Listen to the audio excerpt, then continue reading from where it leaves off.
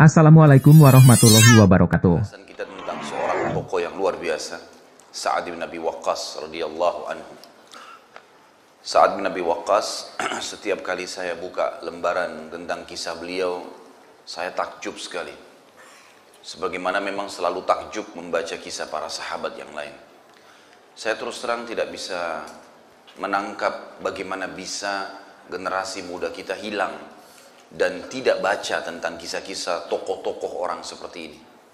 Tokoh yang luar biasa, memimpin dunia, memimpin pasukan, orangnya kaya raya, sempurna secara fisik. Tidak ada sesuatu yang diidolakan oleh manusia sekarang, kecuali di figur-figur sahabat ini semuanya ada. Tetapi mereka menonjol dari sisi keimanannya dan keyakinannya kepada Allah. Setiap kita buka lembarannya, dari pertama masuk Islam sampai akhir meninggal, semuanya diisi dengan keyakinan yang sangat luar biasa. Dan ternyata memang saya mengambil sebuah kesimpulan, kekuatan orang Islam memang di keyakinannya. Jadi bukan, atau kekuatan manusia secara umum ya. Kalau seseorang ingin meloncati sebuah tempat, walaupun besar, kalau dia yakin dia bisa, insya Allah dia berhasil. Atau dengan keyakinan tersebut dia yakin meminum obat akan sembuh dengan izin Allah, tentu saja dia akan sembuh. Semua diikuti dengan keyakinan. Kalau orang ragu, bimbang, maka tidak bisa keluar potensi yang ada dalam dirinya. Dan subhanallah, ini asas agama kita. Meyakini, kita tahu keenam rukun iman kita semuanya masalah keyakinan. Dan dengan itulah para sahabat Nabi, para orang-orang soleh sebelum kita, dan sebelumnya lagi para nabi-nabi membangun kehidupan mereka. Kita akan temukan nanti dalam kehidupan tokoh kita ini, Sa'ad bin Abi Waqqas radhiyallahu anhu, sesuatu yang luar biasa. Ya. Bagaimana jiwa yang menonjol dari beliau adalah jiwa patriot, ya, jiwa kepatriotan yang sangat luar biasa. Ya. Jadi beliau memang seorang pejuang yang tidak akan pernah takut mati, karena dia tahu mati sebuah pintu untuk mendapatkan apa yang telah Allah yang dia yakini sebagai Tuhannya untuk didapatkan. Jadi pintu yang untuk masuk.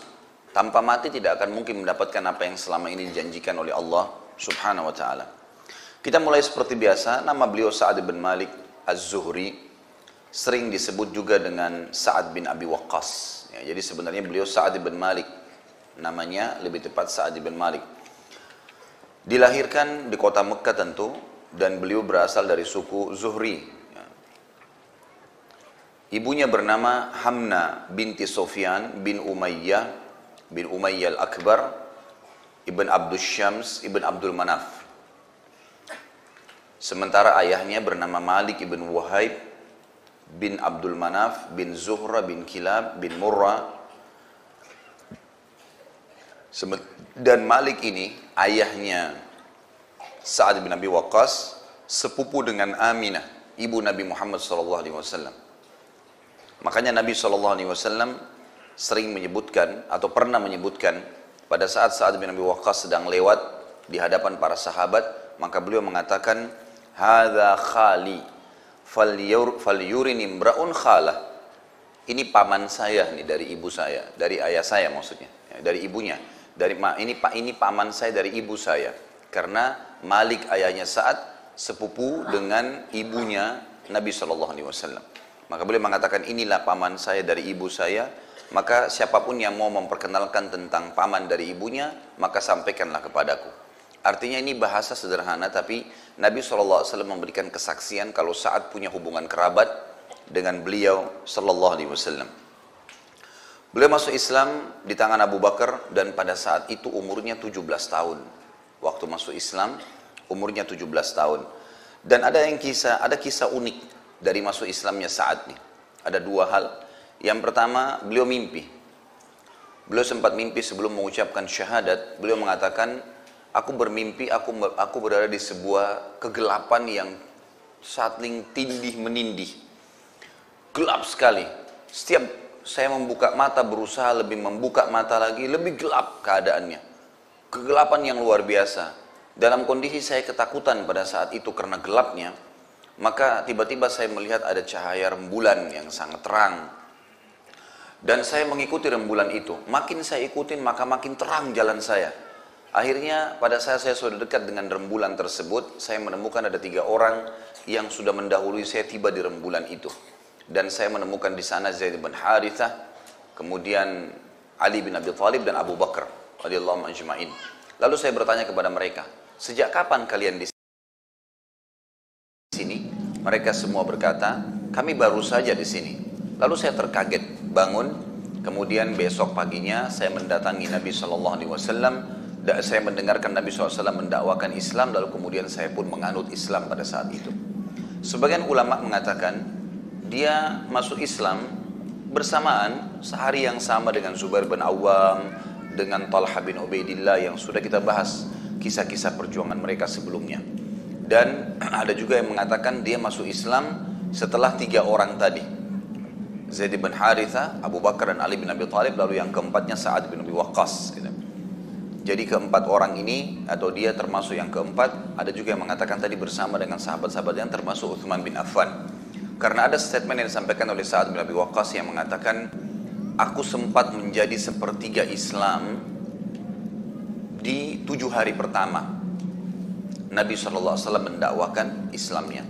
Maksudnya sepertiga Islam ini masih sedikit yang masuk Islam ya, atau ada juga maknanya adalah dia orang yang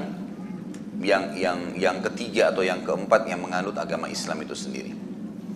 Ringkas cerita, setelah beliau masuk Islam, maka kisah yang kedua yang berhubungan unik dalam masalah masuk Islamnya saat ini adalah ibunya. Dia sangat bakti dengan ibunya, luar biasa dengan ibunya. Dari masa jahiliyah dulu, dan ibunya sangat sayang dengan Sa'ad. Setelah dia masuk Islam, ibunya mengatakan, wahai Sa'ad, agama apa yang kau anut ini? Kata Sa'ad, Islam. Ini mengajak kepada agama tauhid, menyembah Allah yang menciptakan semua termasuk berhala-berhala ini. Maka saya berharap ibu pun bisa ikut dengan saya. Kata ibunya, wahai Sa'ad, yang kau ambil ini adalah agama baru. Tidak pernah ayah-ayah dan kakek-kakek kita menyampaikannya. Tidak mungkin mereka semua tidak tahu tentang agama seperti ini. Maka saya mau kau keluar dari agama ini. Kata Sa'ad, tidak mungkin wahai ibuku, di umur 17 tahun ya. Maka kata ibunya, kalau kau tidak mau meninggalkan agama baru ini, maka saya akan boikot makan. Saya nggak mau makan, saya nggak mau minum, sampai kamu meninggalkan agama itu. Dan biar nanti kalaupun saya mati, orang-orang akan mengatakan Sa'ad membunuh ibunya. Dan itu satu hal yang aib sekali gitu kan. Maka Sa'ad pun diam, dia tidak pedulikan. Maksudnya dia pertimbangkan masalah ibunya nanti ini mau makan atau tidak. Dia berusaha menggunakan cara lain dengan merayunya nantinya. Tapi ternyata betul, satu hari satu malam ibunya nggak makan. Hari kedua sudah lemas kelihatan. Kemudian ibunya pun kelihatan lemas, mau dikasih air oleh Sa'ad nggak mau dikasih makan, nggak mau. Lalu Sa'ad dekatin sambil berkata, membisikkan ibunya kalimat yang luar biasa. Di umur 17 tahun orang baru masuk Islam berapa hari nih? Inilah yang saya bilang tadi, asas keyakinan tuh. Maka kata Sa'ad, wahai ibuku, kalau seandainya engkau memiliki 1000 nyawa, bukan 1, 1000 nyawa, dan satu persatu hilang gara-gara kamu gak makan dan minum untuk mengeluarkan saya dari agama ini, saya tidak akan keluar. Percuma aja. Biar Anda melakukan ini sampai 1000 nyawa ya, ada cadangan, tetap saya tidak akan tinggalkan. Lalu Sa'ad pun berdiri dan meninggalkan ibunya. Bukan niat durhaka ya, tapi menunjukkan bahwasanya Islam lebih dipilih daripada kekufuran walaupun orang tuanya. Maka setelah melihat keseriusan Sa'ad, ibunya pun akhirnya makan dan minum dan tidak jadi untuk melakukan apa yang dia inginkan tadi. Dan turun firman Allah Subhanahu wa taala untuk Sa'ad pada saat itu. Surah Al-Ankabut ayat 8. Ini yang turun ayatnya untuk Sa'ad radhiyallahu anhu. Allah berfirman, a'udzubillahi minasyaitonirrajim, wa in jahadaka litusyrika bi ma laisa laka bihi ilm fala tuti'huma. Yang artinya, kalau seandainya kedua orang tuamu memaksamu untuk mempersekutukan aku, kata Allah, dengan sesuatu yang engkau tidak mempunyai ilmu tentang itu, maka janganlah engkau patuh kepada keduanya.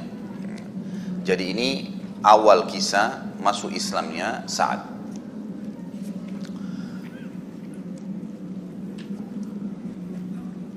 Ada beberapa pelajaran dulu yang akan kita sebutkan. Seperti biasa, cara saya dalam menyampaikan kisah para sahabat ini, sebelum jauh panjang lebar ke depan, saya akan mengambil beberapa poin berhubungan dengan kepribadian Sa'ad ini. Yang pertama, nanti kita akan temukan banyak sekali jiwa kesatria, patriotisme. Jadi dia sangat luar biasa dari sisi keberanian. Jadi dia sudah tahu, dia sudah jadikan sebagai pegangan, kalau Allah itu benar sebagai Tuhan, Rasulullah SAW menyampaikan sesuatu yang benar, dan apapun yang dijanjikan nanti di akhirat benar, serta tidak ada pintu masuk ke sana kecuali kematian. Maka beliau satu kunci, setiap memimpin peperangan selalu menang karena tidak pernah takut dengan kematian. Apapun tantangannya di depan dia akan lalui. Dan ini jiwa kesatria yang luar biasa, dan nanti kita akan lihat sebagaimana judul kita, Sa'ad bin Abi Waqqas, sang penakluk Persia. Wilayah Persia semuanya takluk di tangan Sa'ad radhiyallahu anhu, dan ini wilayah Persia masuk dalamnya Rusia, Iran, Irak, Afghanistan, dan dengan terbukanya itu maka seluruh dakwah sampai ke kita di Indonesia, di Asia Tenggara juga sampai. Setelah itu di zaman Uthman bin Affan, karena banyak dai-dai yang menyebar dari wilayah-wilayah ini. Dan kita tahu dari wilayah Persia inilah lahir 6 ulama hadis kita, Bukhari, Muslim, Abu Dawud, Tirmidzi, Nasai, Ibnu Majah, ya. Ini dan Abu Dawud, ini semuanya dari wilayah Persia, ya, dari wilayah Persia yang memang pada saat itu ekspansi Islam dilakukan oleh Umar bin Khattab yang dipimpin oleh Sa'ad bin Abi Waqqas radhiyallahu anhu. Bagaimana bisa muncul jiwa kesatriaannya? Setelah saya baca kisahnya, yang pertama yang dia tanamkan adalah pengenalan terhadap Tuhan yang maha segala sesuatunya, Allah subhanahu wa ta'ala. Dia tidak pernah takut, tidak pernah tunduk kecuali kepada Allah. Dia berpegang pada konsep itu. Sehingga jiwa kesatria muncul, karena tidak akan pernah takut kepada siapapun. Sebesar apapun bentuk makhluk yang sedang ada di hadapannya. Sekuat apapun pasukan musuh. Nanti kita lihat 30.000 pasukan Sa'ad melawan 240.000 pasukan Persia. Tapi tidak sama sekali gentar, dengan keberanian yang luar biasa. Bahkan banyak hal-hal yang unik nanti yang kita lihat dalam peperangan Sa'ad. Bagaimana dia memimpin peperangan yang tidak masuk di akal manusia. Manusia normal nggak mungkin lakukan lah gitu. Artinya dalam arti kata sini, perbuatan normal di mata manusia gitu kan. Yang tidak punya iman. Kalau orang punya iman pastinya adalah hal-hal biasa gitu. Tapi Sa'ad menunjukkan itu dalam kancah peperangan. Kemudian keyakinan yang kedua tentang benarnya janji-janji Allah, terutama yang berhubungan dengan masalah akhirat. Ini sangat kental dalam jiwa Sa'ad radhiyallahu anhu, luar biasa kentalnya. Jadi dia tahu begitu mati ditusuk musuh masuk surga. Gitu. Udah itu konsepnya.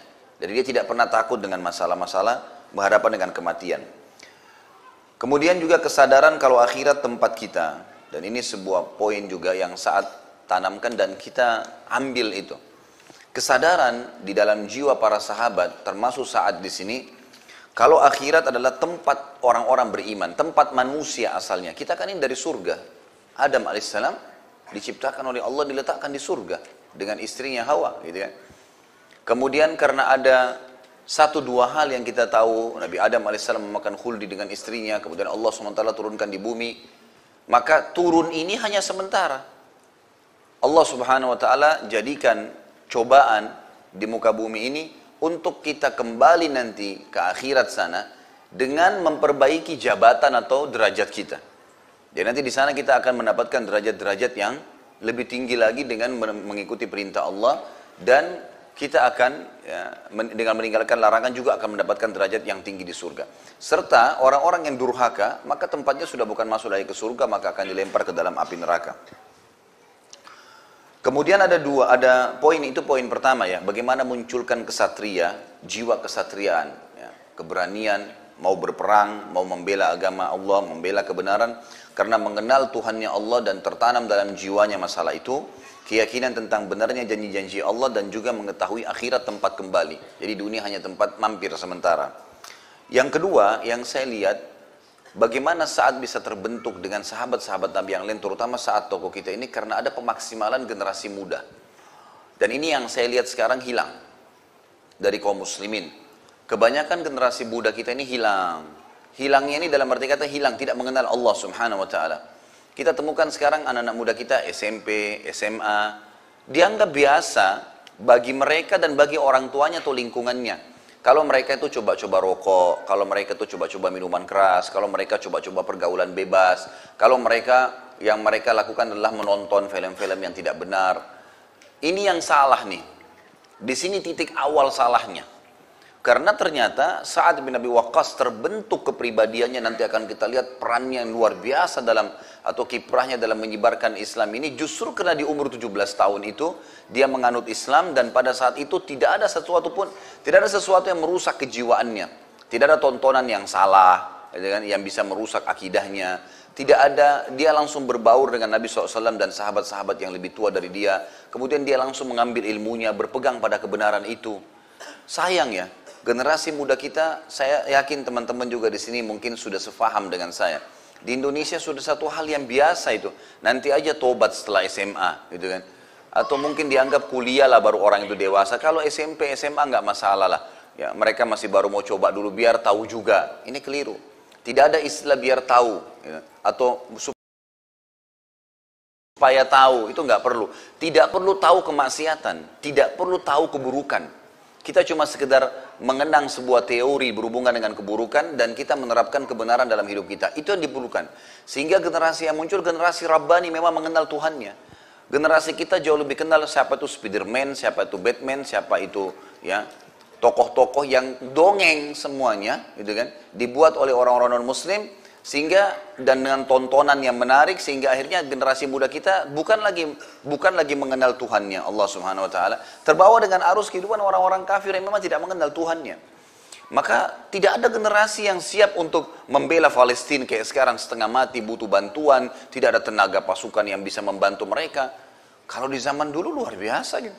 Di zaman Khilafah Abbasiyah, di salah satu khalifah namanya Mu'tasim, pernah di satu perbatasan wilayah Islam dengan Rusia, ya, sebagian wilayah yang belum kena dakwah Islam, itu ada di Hamuria namanya.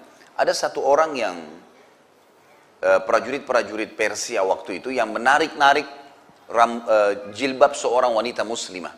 Kemudian wanita ini mengatakan, "Wa Mu'tasima." Wah, ini bahasa Arab seperti mengeluh.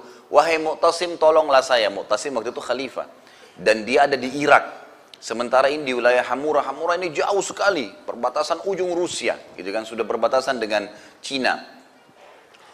Maka si prajurit itu berkata, "Apakah ya, Mu'tasim akan datang kepadamu, membantumu dengan menggunakan keledai?" Artinya saking jauhnya khalifah kamu itu, sampai dia mau datang ke sini menggunakan keledai dan menolongmu, gitu kan. Maka ada satu orang muslim lewat di situ kebetulan, lihat, tapi dia nggak punya kekuatan untuk membantu, karena itu memang wilayah sudah lebih masuk ke wilayahnya orang-orang non muslim ini. Maka dia pun menggunakan keledainya, si laki-laki ini muslim, pergi ke Irak, perjalanan mungkin seminggu atau 10 hari. Sampai tiba di istana khalifah. Dan zaman dulu khalifah membuka pintu untuk memasukkan orang-orang gitu. Masuklah, dia ke dalam lalu mengatakan, "Wahai Mu'tasim, wahai Amir Mu'minin, ada berita yang saya ingin sampaikan." Kata dia, "Apa?" Dia bilang, "Saya baru datang dari wilayah Hamura, jauh sekali. Perbatasan wilayah muslimin, wilayah Anda dengan orang-orang non-muslim, orang kafirin. Dan saya temukan di sana ada seorang wanita muslimah yang ditarik jilbabnya saja. Cuma ditarik, kemudian perempuan itu pergi, nggak diganggu, nggak diperkosa, nggak diapa. Tapi dia sempat mengatakan, 'Wa Mu'tasimah, wahai Mu'tasim, tolong saya.'" Lalu apa yang terjadi?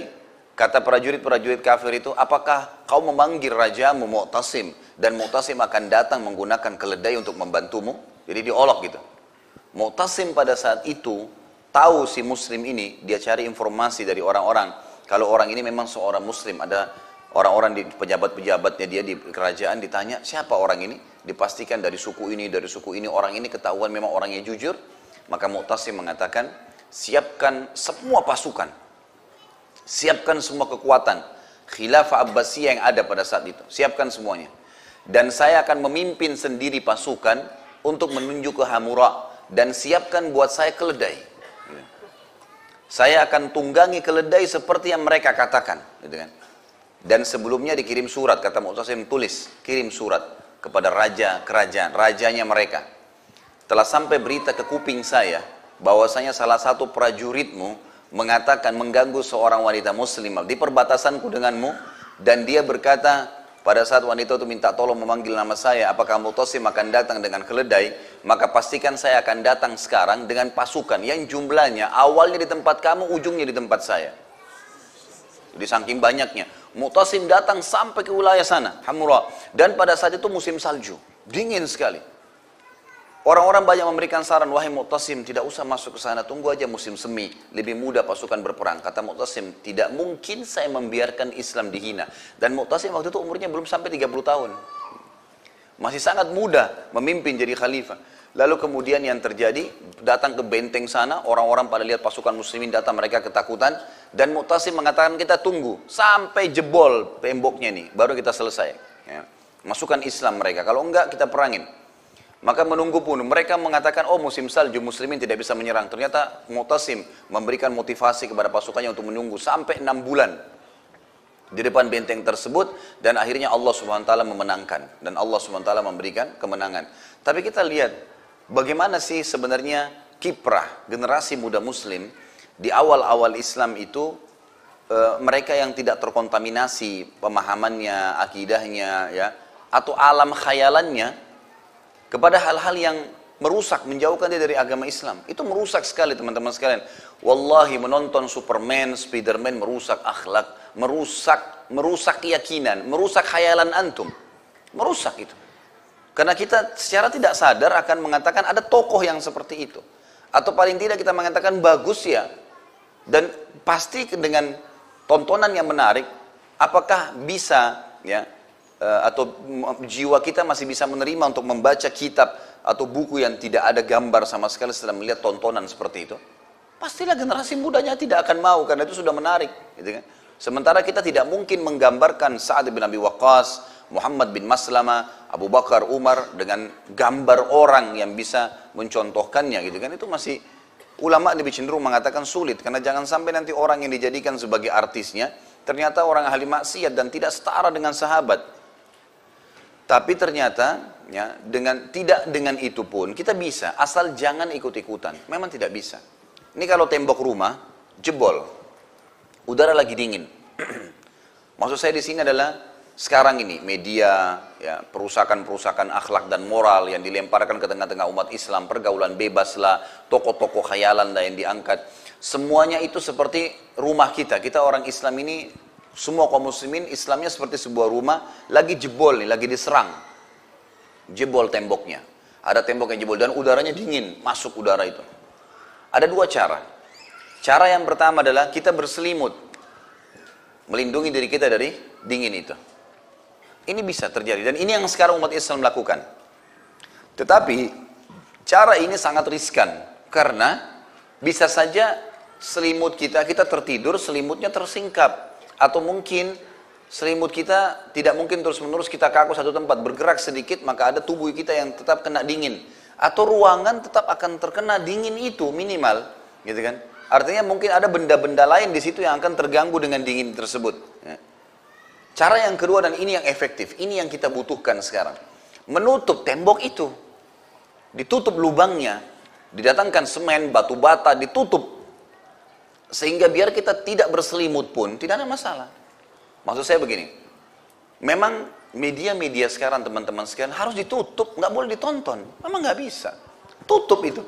Karena kalau antum bilang, oh nggak apa-apa, saya cuma sekedar mau lihat beritanya. Seperti orang pakai selimut tadi. Kira-kira antum bisa tergelincir nggak? Masih bisa setelah itu ternyata masuk sinetron, ternyata masuk ini, ternyata masuk itu, ternyata masuk iklan, masih ada. Memang harus ditutup, nggak bisa. Karena kalau kita buka akan ada kenikmatannya memang. Maka seperti tadi kasusnya, pasti akan tercoreng keimanan kita. Makin kental hubungan seorang hamba dengan Allah Azza wa Jalla, makin kental ibadahnya, makin fokus dia terus ibadah kepada Allah, maka makin kuat hubungannya dengan Allah dan memang nanti akan makin dekat dengan akhirat, makin mudah untuk memunculkan jiwa kesatria dalam membela agama, makin yakin dengan kebenaran ini. Memang begitu. Makanya orang-orang non-muslim tahu tuh, dia cekokin di tengah-tengah umat Islam masalah-masalah seperti ini. Kembangkan hal-hal yang berbau syahwat, kembangkan hal-hal yang melakukan, oh ini masa muda, istilah-istilah, oh ini modern, gitu kan. Lalu kemudian kalau orang dekat dengan agama, oh itu garis keras, ya, dengan itu teroris, itu begini, itu begitu. Jadi itu kampungan, itu klasik, kolot benar sih, dan seterusnya. Beragam macam istilah. Maka ini harus kita perbaikin nih, karena memang generasi muda ini kapan salah, maka akan salah, semuanya salah.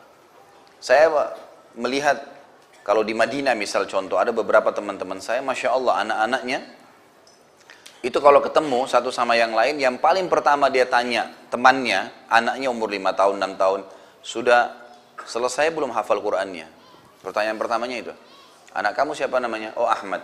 Sudah selesai hafal Qur'annya? Oh belum, baru 17 juz. Yang satu, kamu berapa? Oh saya baru 20 juz. Begitu pembicaranya. Anak 5-6 tahun tuh.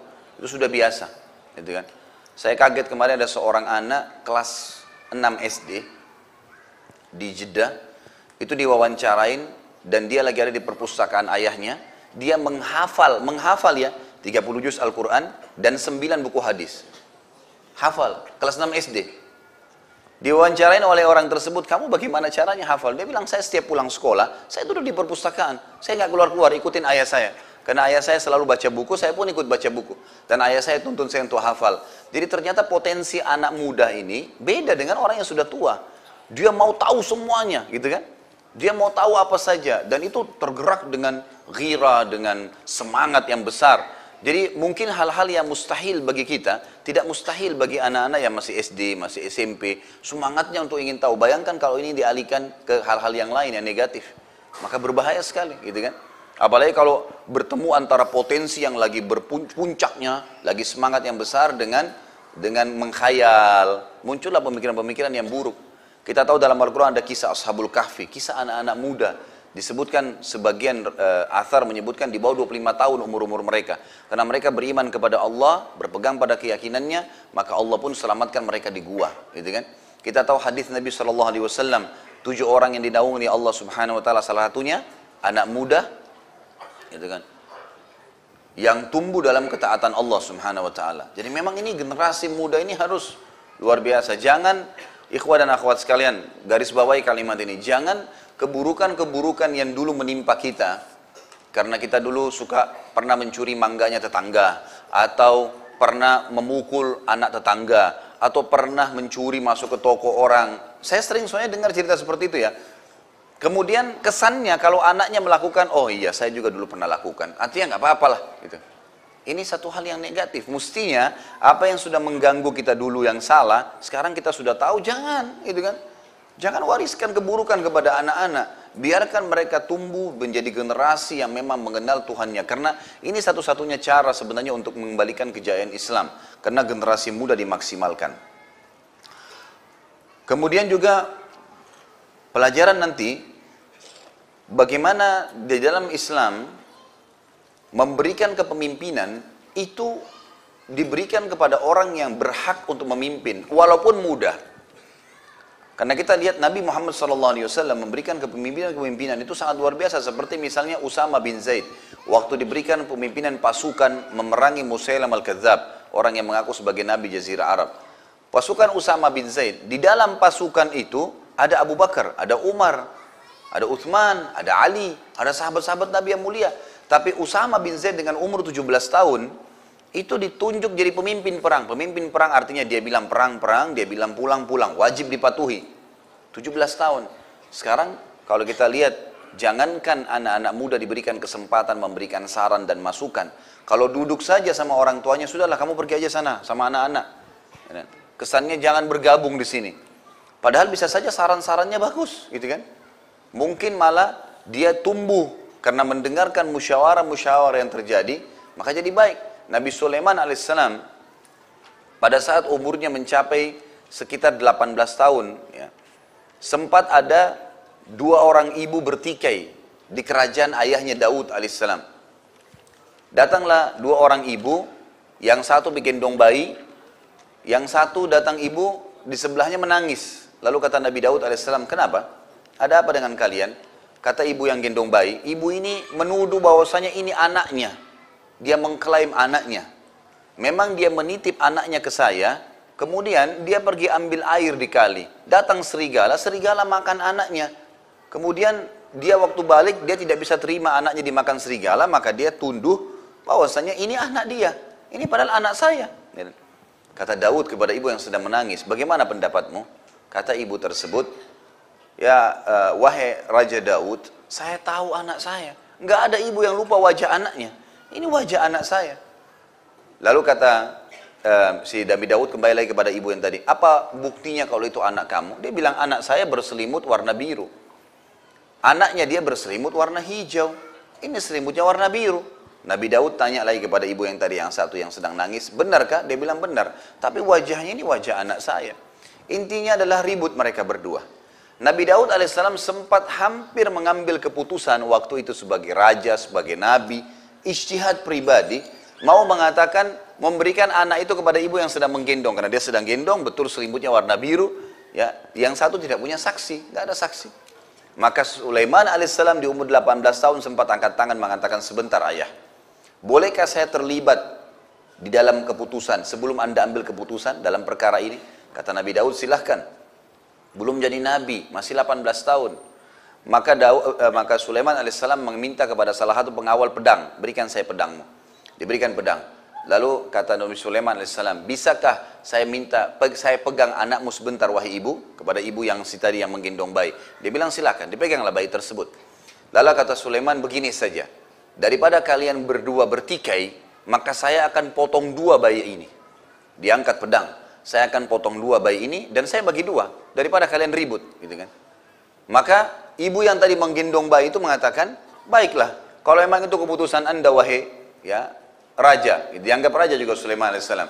Terus tiba-tiba ibu yang satu ternyata sudah di dekat kaki Nabi Sulaiman dan menangis mengatakan, jangan wahai raja, berikanlah anak itu kepada dia, tidak usah dipotong dua, artinya kasih aja kepada ibu tadi.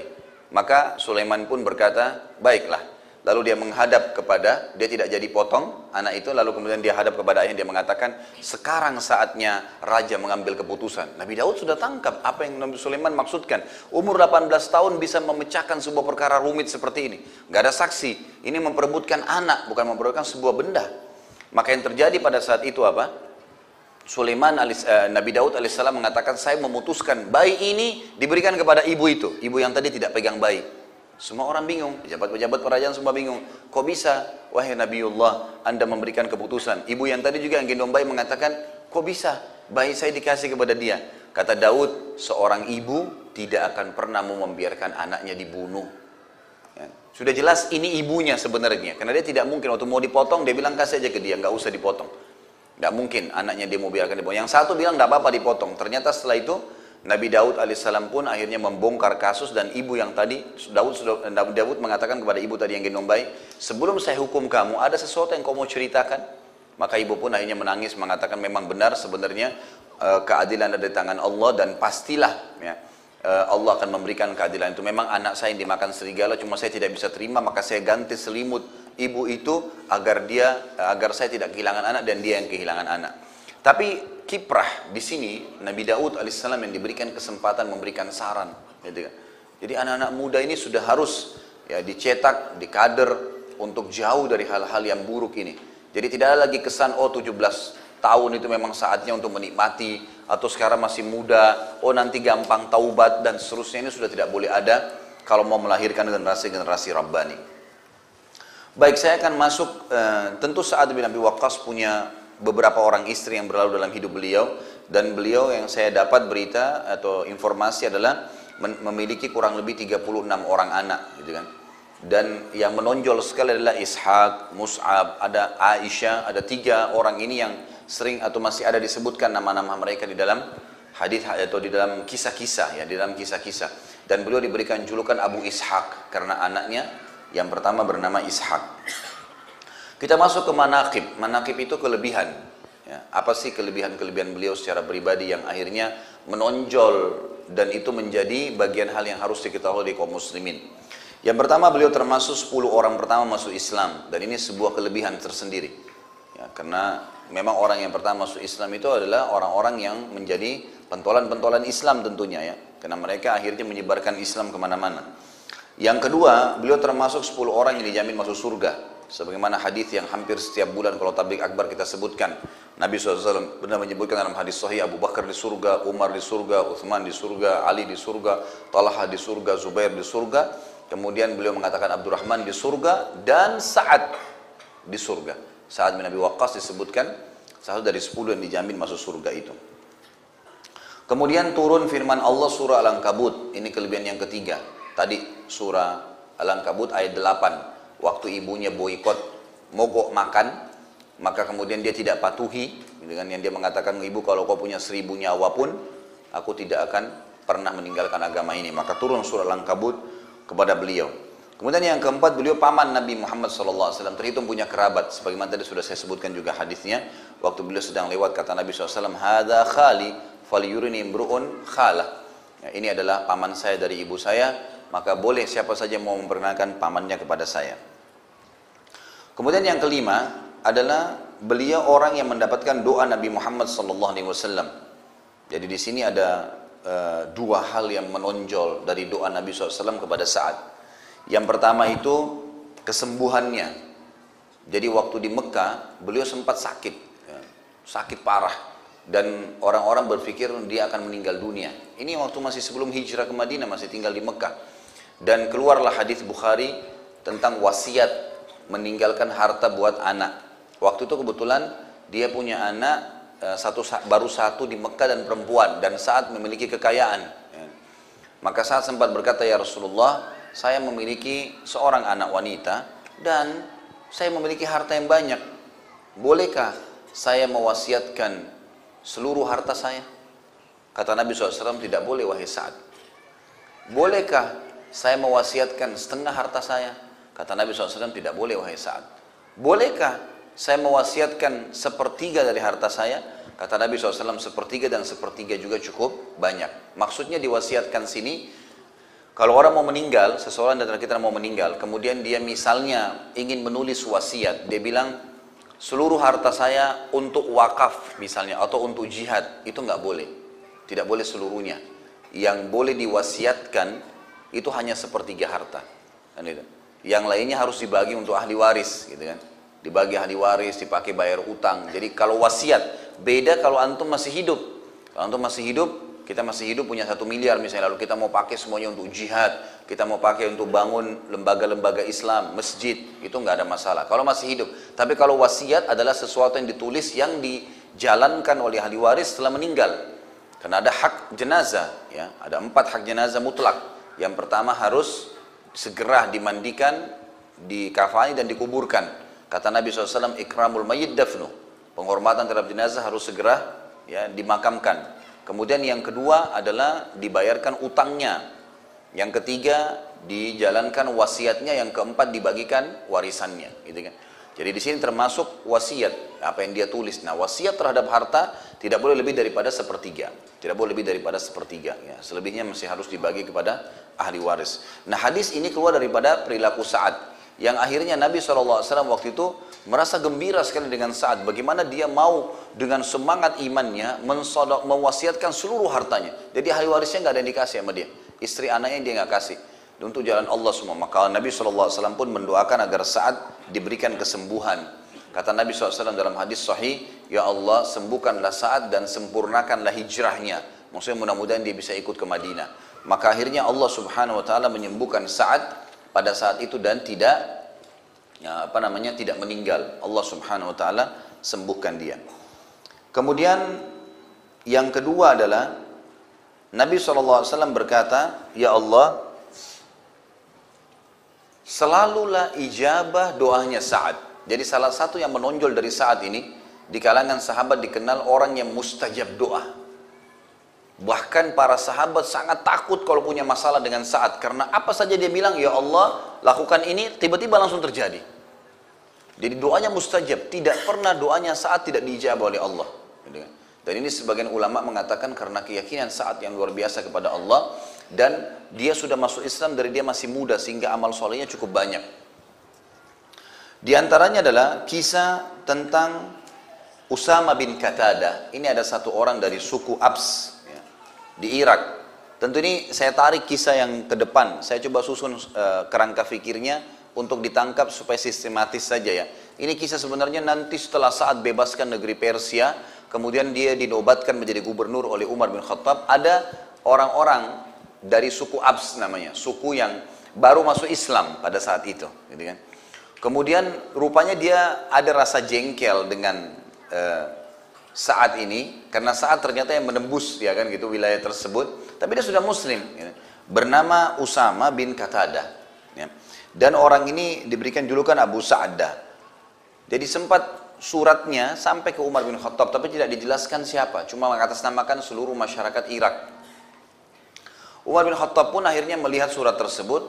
Umar ini cirinya radhiyallahu anhu, kalau terlihat ada satu pimpinannya yang dikeluhkan dan sudah banyak masyarakat yang menyampaikan keluhan, maka yang paling pertama dia mencopot dulu orang itu, digantikan dengan orang yang dianggap tidak punya masalah, baru kemudian Umar bin Khattab menyelesaikan urusannya. Karena zaman dulu tidak ada komunikasi kayak kita, nggak ada pesawat bisa cepat datang. Zaman dulu tuh antara Irak dengan Madinah itu bisa jaraknya sampai 10 hari 2 minggu baru sampai, gitu kan. Itu cukup jauh. Maka Umar pun akhirnya mencopot Sa'ad radhiyallahu anhu, ditarik ke Madinah. Lalu keluhannya di situ adalah, sesungguhnya wahai Amir Mu'minin, Sa'ad ini tidak memperbaiki sholatnya. Sholatnya tidak benar nih, gitu kan. Maka Umar pun mengesal lalu berkata, wahai Sa'ad, apa benar? Kamu ini sholat nggak benar? Kata Sa'ad, wahai Umar, engkau mengetahui benar siapa saya. Sama-sama kita masuk Islam di Mekah.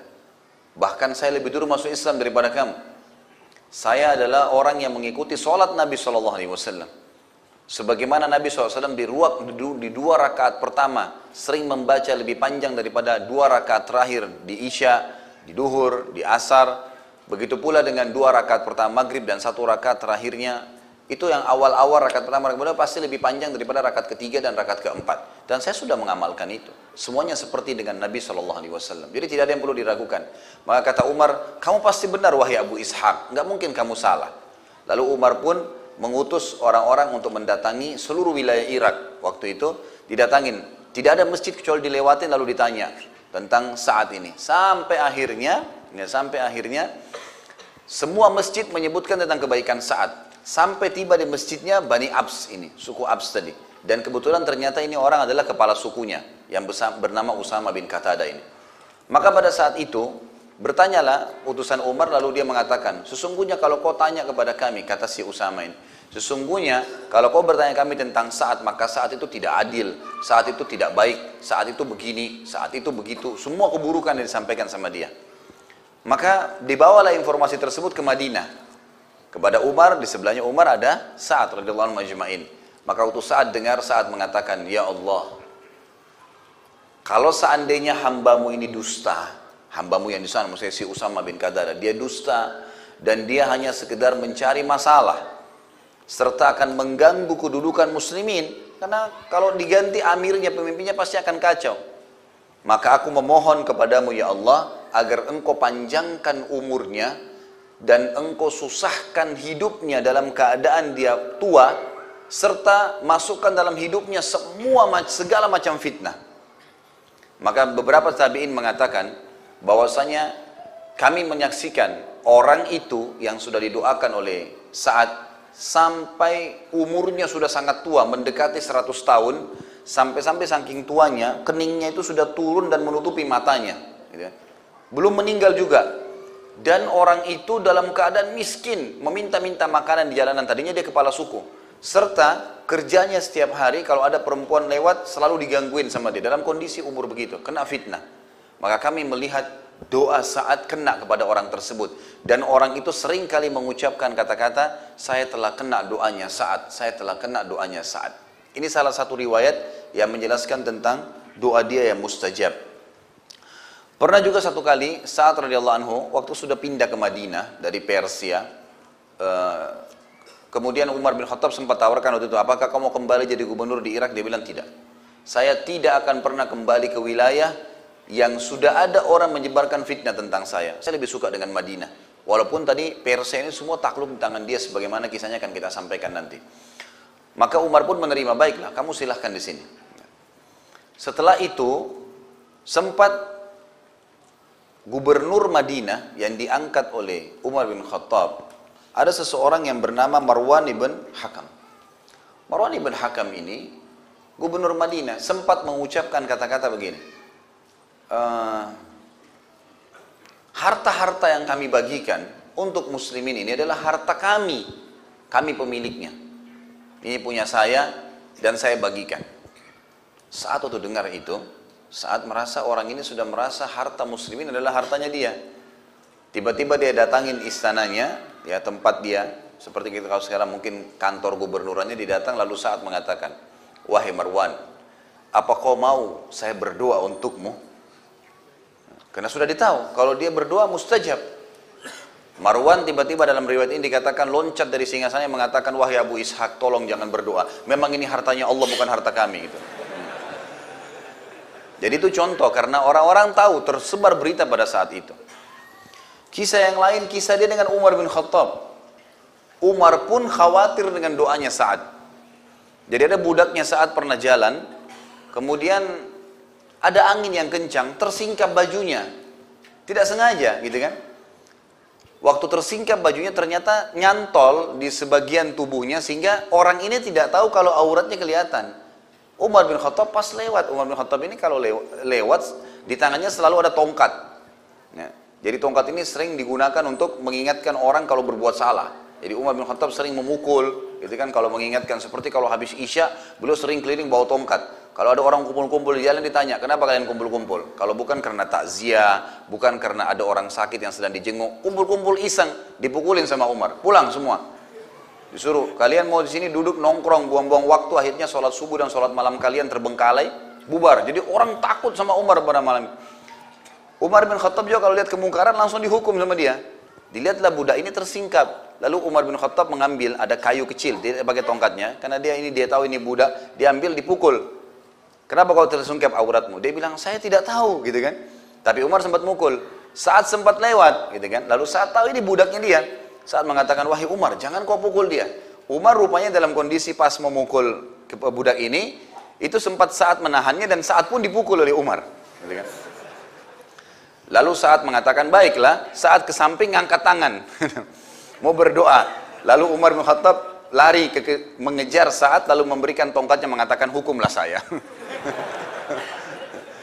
Ini silakan kisosnya. Saya sudah pukul dia, pukul saya juga. Karena Umar pun khawatir ini kalau berdoa berbahaya nih. Mustajab doa. Jadi kasus-kasus seperti ini ada terjadi memang dalam kehidupan beliau. Bahwasanya beliau terkenal orang yang sangat mustajab doa, sehingga membuat orang-orang khawatir sekali kalau sampai punya masalah dengan Sa'ad radhiyallahu anhu. Beliau juga kelebihan yang selanjutnya ya. Ini manaqib yang selanjutnya, yang ke-6 adalah beliau menjadi penjaga Nabi Muhammad SAW. Ini disebutkan dalam riwayat seperti itu. Disebutkan dalam sebuah riwayat, dan riwayat ini tentu kalau antum pegang bukunya di halaman 462, di riwayat Imam Bukhari, bahwasanya Aisyah berkata radhiyallahu anha, pada suatu malam Nabi SAW tidak bisa memejamkan mata, maka beliau pun bersabda, seandainya ada seorang laki-laki soleh dari sahabatku yang menjagaku malam ini.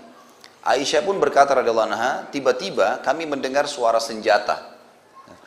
Maksudnya senjata ini dimaksud, sebagian ahli hadis mengatakan adalah suara kuda, kemudian ada orang yang turun, kemudian dia menghenuskan pedangnya. Jadi ada suara keluarnya pedang dari sabuknya. Maka Rasulullah di depan rumah Nabi SAW. Maka Nabi SAW berkata, siapa itu? Kata Sa'ad bin Abi Waqqas, aku ya Rasulullah, aku datang untuk menjagamu. Maka Rasulullah SAW pun tidur dengan tenang sampai kata Aisyah, aku mendengar dengkurannya. Ulama hadis menanggapi hadis ini mengatakan, waktu itu Allah Subhanahu wa Ta'ala sebenarnya ingin menyebutkan fadilahnya Sa'ad. Tetapi fadilah ini dengan hikmah ilahiyah, dengan cara ilahi. Maka Nabi SAW dibuat gelisah pada saat itu untuk tidak bisa tidur. Maka beliau pun akhirnya berkata, coba seandainya ada orang saleh dari sahabatku. Berarti ada dua hal di sini. Nabi SAW memuji dia sebagai orang saleh dan memastikan dia adalah sahabat Nabi SAW, gitu kan? Yang menjagaku malam ini. Dan tidak tahu kenapa Sa'ad radhiyallahu anhu bertepatan juga lewat di situ dan sempat mendengarkan kalimat tersebut. Maka dia pun mengatakan, ya Rasulullah, saya akan menjaga anda. Maka Nabi SAW pun merasa tenang dengan Sa'ad karena memang kekuatan fisik yang dimiliki dan juga keterampilan perangnya, dan juga ya Nabi SAW merasa aman, dia tidak akan mengganggu keluarga dan seterusnya. Seperti itulah gambarannya. Maka akhirnya Nabi SAW tertidur. Ini termasuk juga ya fadilah yang dimiliki oleh Sa'ad radhiyallahu anhu.